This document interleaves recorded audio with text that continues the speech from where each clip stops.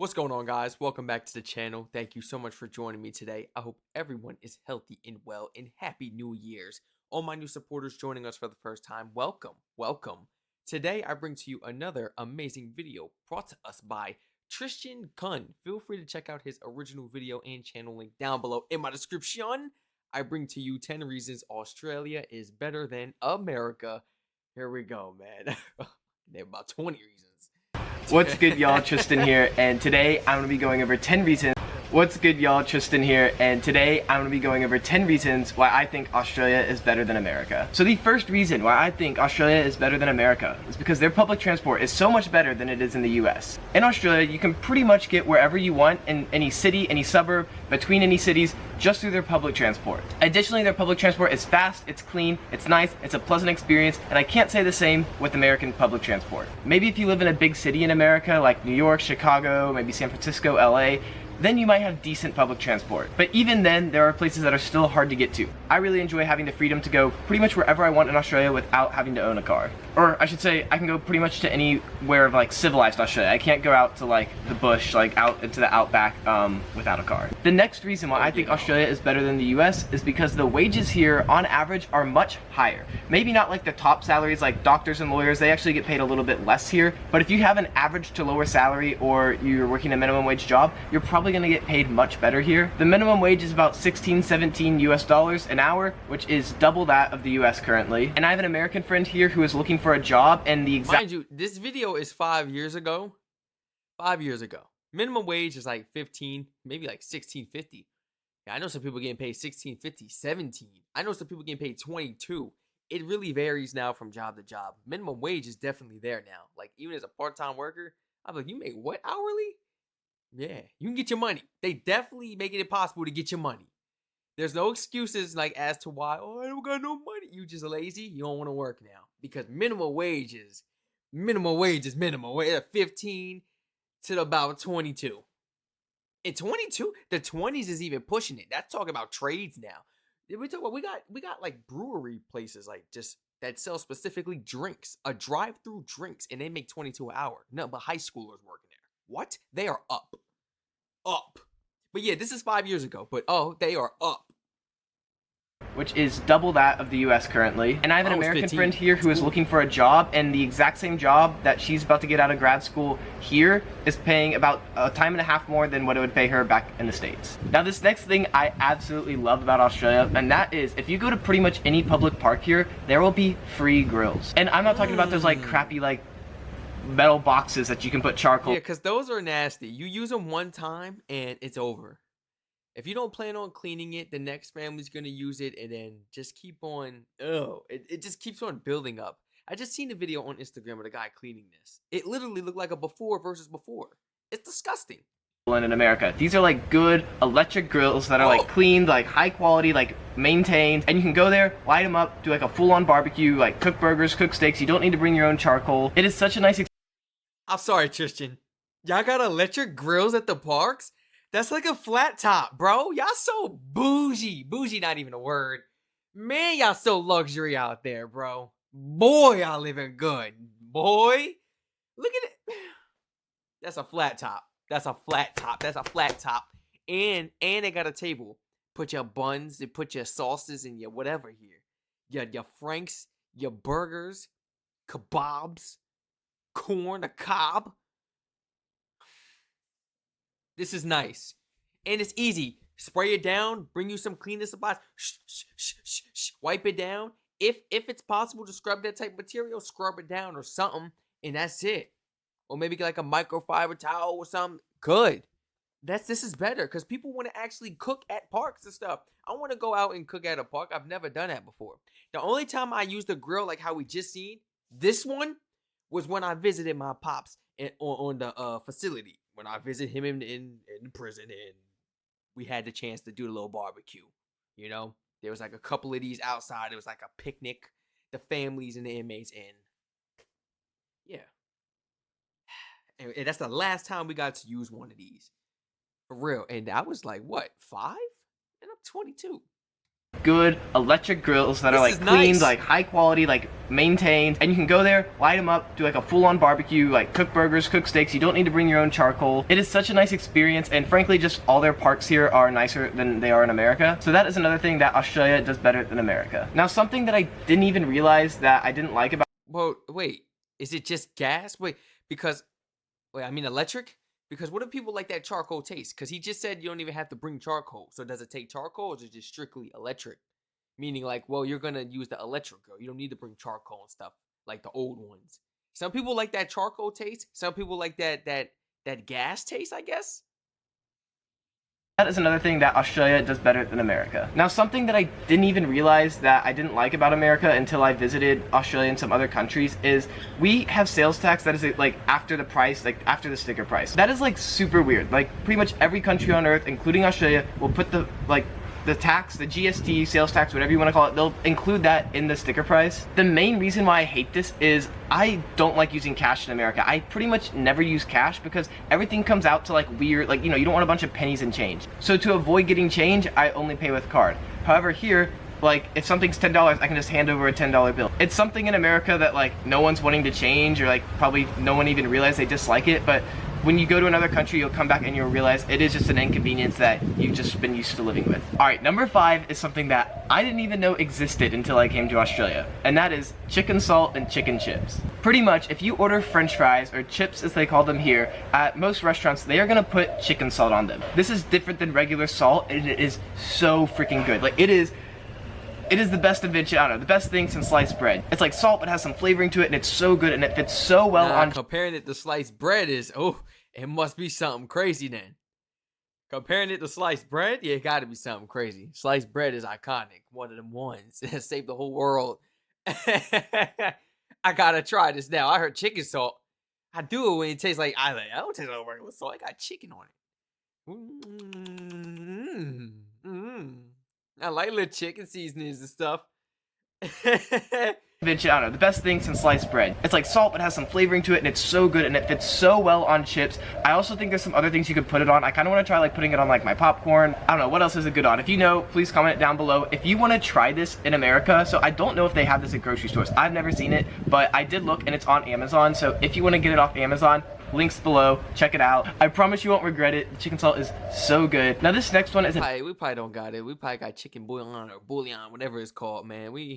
Them type of things, Goya and stuff like that. We ain't got that type of stuff. We got to order it via Amazon. I order that joint, have it shipped here express. Talk about Amazon Prime next day.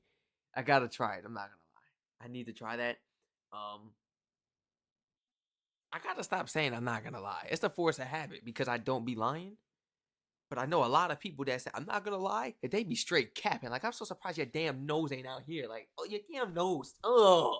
Like, I gotta stop saying that. It's a force of habit. Forgive me, guys. But not for real. We P.O. Box. 2026 is here. P.O. Box. We're gonna have our own spot, and we're gonna get to doing these videos, trying Australian snacks, foods, chocolates, all that. Oh yeah. Oh. bit more serious, and I want to take some time to talk about it, and that is their healthcare here. Australia, like pretty much every other first world country on earth besides America, has a universal healthcare system. And I know this is a point of debate in America, but I can say from living here that I truly believe this is a better system than what we have in America. Before coming here, I don't know if that's something I would have said. And there's a couple reasons for this. The first is you're just not worried about how much it's going to cost when going to the doctor, and you're not going to avoid the doctor for medical care you need because of the expense. When I was 17, I broke my back. I had 3 fractures. I went to the doctor to get an x-ray. I went to another doctor, then I got an MRI. Each time I did that, it cost several $100s, and then the MRI was like $500. And then after that, I went to physical therapy for like 6 months. Again, each time I go, costing a bunch of money, and at the end of it, my back wasn't healed. Eventually, they recommended I get this scan as like an MRI where they like inject fluid into you. Forgot what it's called, but that cost my family like another like $800. And at the end of the day, I just kind of moved on with my life because it pained me, and it like was a struggle in my mind. Each time I went to the doctor, I knew it was going to be costing my parents hundreds of dollars. Like they spent thousands of dollars on my back, and frankly, it still hurts me every single day. And why I haven't gone to the doctor to see why that is ever since I got that scan is because I just don't want to put more money into it. I'm sure you have. Well, once you break a bone, I've never broken a bone, but like once you break a bone, I feel like it'll never be the same as far as like the healing process. Bones are not meant to be broken. We're just lucky enough that they heal. Heal back over the time with the proper care. But yeah, I don't even know what that feels like. But I can imagine like the cost. Each doctor visit. I don't remember the last time I've been to the doctors because they hit you with that cold feet. I'm like, you didn't do anything. My grandma, she loved the doctors. She loved the hospitals. Let her tell it. She there every week. She got an appointment. I'm like, my goodness. Think she worked there. She just loved visiting, loved going, and she spending all this money and still being pain. Cause my neck, my back, my ear, everything's still in pain, and you paying all this money to these people.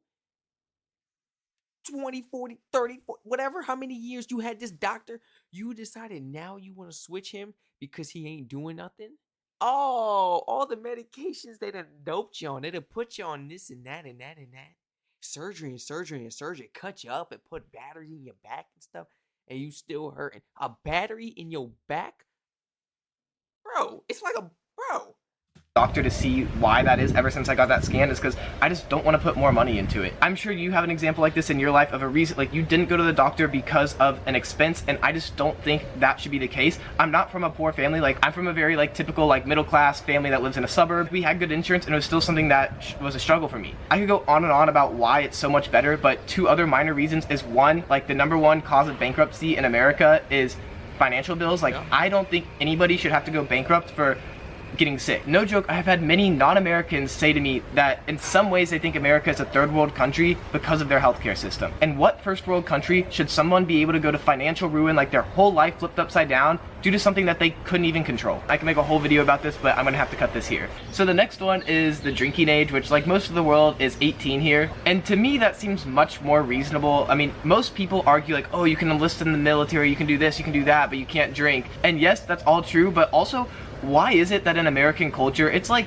kind of socially acceptable to drink once you're 18? Like once you go to college, people expect that you drink. Like most parents, if they know that their kid is drinking in college, like they don't get mad, like they don't care because they're... It really pisses me off because number one cause of deaths in the U.S., drunk drivers and stuff like that, right? And a lot of parents don't care when their kids drink alcohol. But then we got helicopter parents that's, oh, okay, so you don't care if they smoke cigarettes or nicotine, little stupid jewel, maybe electronic pen thingies. I'm not judging you, but I understand convenience, and if you don't want to smell like the cigarette instead, you got a workplace. Adults, I understand.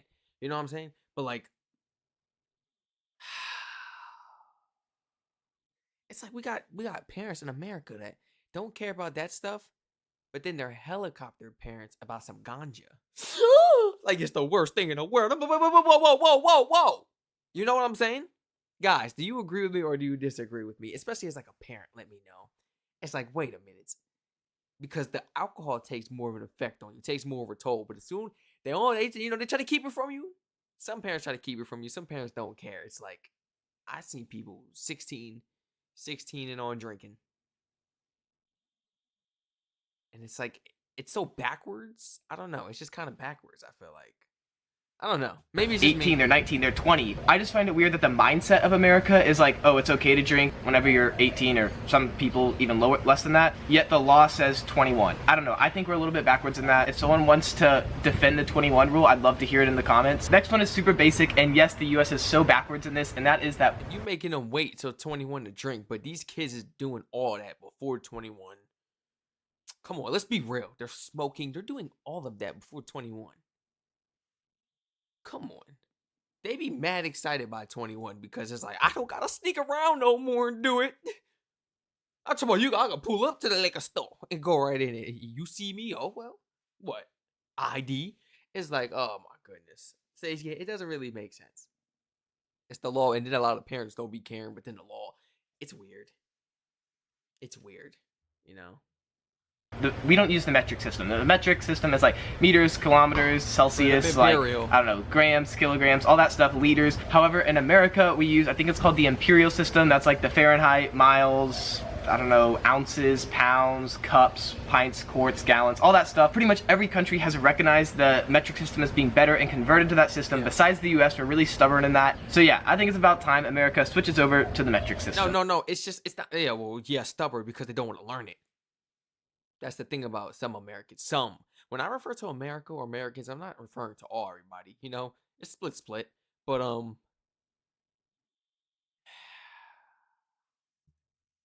besides the US, we're really stubborn in that. So yeah, I think it's about time America switches over to the metric system. ignorance, bro. So ignorant. They don't want to learn it. That's why they don't. They don't want to learn it. They don't care to learn it. They're comfortable with what they know and grew up with. You throw a metric system in their face, they might. They don't know what to do. It's over.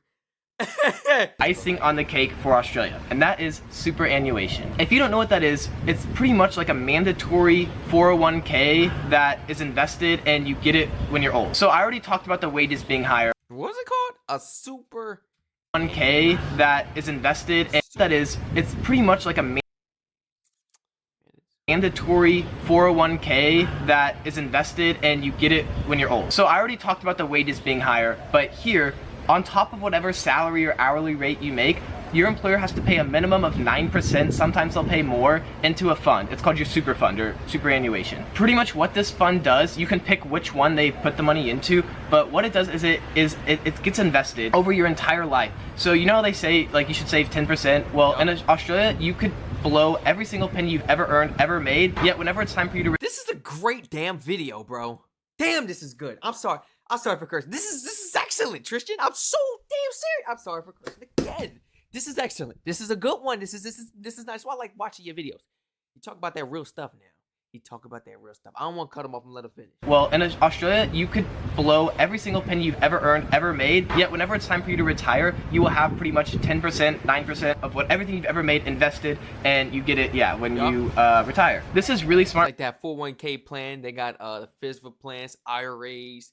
If you invest over here, I use the Capital One, so you can invest your money within the Capital One. Little do people know that's really an IRA. It's like you don't really have to go through the certain procedures other people do as far as like investing. But the Capital One, I love it. You pick the 360 savings account. It gives you the highest interest, the highest of the highest, at least out here in America. Capital One gives you the highest of the highest interest as far as investing when it comes to like all these other banking systems and stuff. Doesn't matter if it's physical or just strictly online. It's the bomb. Yeah. That's what I invest my money on. And the interest be crazy. Stacking.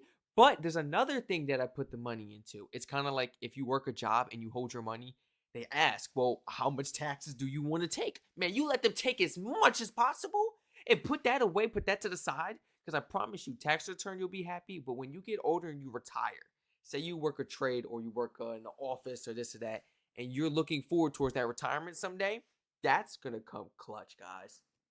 Don't forget about the retirement pension if you do receive that in your country. Gotta do some more research on that. But, oh, beautiful. You're set. You're set, you know? But it's like, you gotta wait to the retirement in order to get that. But, no, it's about, like, the future. Saving, investing. This is how we have security, and we know that we are good and stable. Beautiful. I love investing. I love stuff like this, man. This is a W, Tristan. Of everything you've ever made invested, and you get it, yeah, when you retire. This is really smart for a couple reasons. One is it pretty much guarantees everyone some sort of retirement fund, and overall I think it's just a really good program that we could adopt in America. Yes. Alright, so this is the last one. I'm on to number 10, and notice that I'm not going to say guns. I can get into the healthcare debate, but I just don't want to talk about guns because it's always a point of conflict and political debate, which I just don't really want on this channel. I was already a little weary talking about healthcare, but whether you think they're more strict gun laws are a good or bad thing here, comment it in the section below. I'd love to hear your opinion and your reasons behind it. I grew up in Texas. I've been exposed to guns my entire life. I've shot guns my whole life, so I'm comfortable with them. Yet at the same time, I do actually feel safer here in Australia where there aren't really any guns. I mean, there still are guns, but it's like nothing like in America. So yeah, I just want to hear y'all's discussion below. Now the actual last one, number 10, is that here in Australia, it is just way more international, and I feel like it's more accepting of other lifestyles. Or I should say like alternative lifestyles. Not even alternative, just anything that's not like the status quo, like the typical thing to do. Yeah, I just feel like you can be yourself here more without having judgment. I think we're kind of bad at that in America. There's a lot of like expectations of like how you should live. But don't think it's all roses and what. Man, I got called weird my whole entire time throughout school. Just because of my personality. Never really cared though. Whoever became my friend. It was meant to be. So I'm saying that's probably why I don't have a lot of friends. It just seems like people around the world enjoy me more than the people here, I guess, in my presence. Because boy, everybody's like, man, he is annoying. Oh my gosh. But yet never failed to put a smile on their face and make them laugh though. But I'm annoying. You see what I'm saying? Like people just be on that negativity. Gosh. I think we're kind of bad at that in America. There's a lot of like expectations of like how you should live. But don't think it's all roses and whatnot over here. There are plenty of things about Australia that I hate. So if you want to see those things that I hate about Australia, click right over there. I didn't even know it was possible to hate something about Australia. That might... Oh, wait, what? 10 things Americans hate about Australia. Oh, man. I didn't even know there were things you could hate about Australia.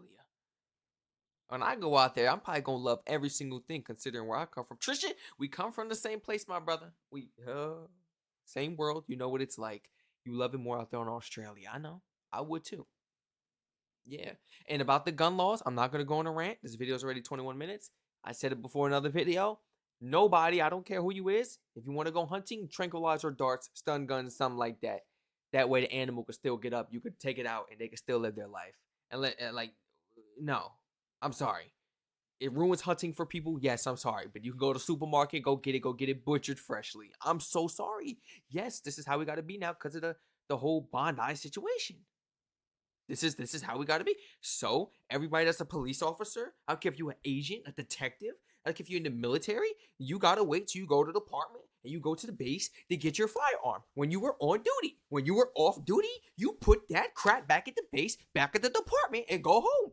Nobody and their mother's going home with guns now. So if you think about robbing somebody or if you think about taking or hurting somebody, you better hope that you got the fist. You better hope you train in some type of way with your hands, your legs, your elbow. You better hope you train in some type of way, no self-defense, because it's going to be bad. You go second guess even thinking and running up, robbing and doing something to somebody, harming them because they going to get down on you. That's what I be saying. Let's see how tough people really are without the artillery. Without the bullets. Let's see how tough they really are. You see the Bondi video? Took the gun from him. He didn't know what to do. He didn't know what to do. He didn't try to fight for it. Self-defense. He was so easy. He took the gun from him like this. Give me it. And it was so easy. Soft like some toilet paper. That's what I be saying. No guns. You wait till you get on basic clocking. You clock out? Nope. Leave it there. Now we all safe. Less crime, less people thinking about it now because they know we physically got to fight for what we want now. And you may run into the wrong one. Stay safe, everyone. I hope to catch you all in the next one. Happy New Year's, and I love y'all, man. Feel free to share your honest thoughts and opinions down below in the comment section. Tristan W video, original video link will be down below in the description. You actually got me, man. Subscribe. We've been checking him out for a minute. We like the video. Subscribe. Yeah, you got me, man. Stay safe, everyone.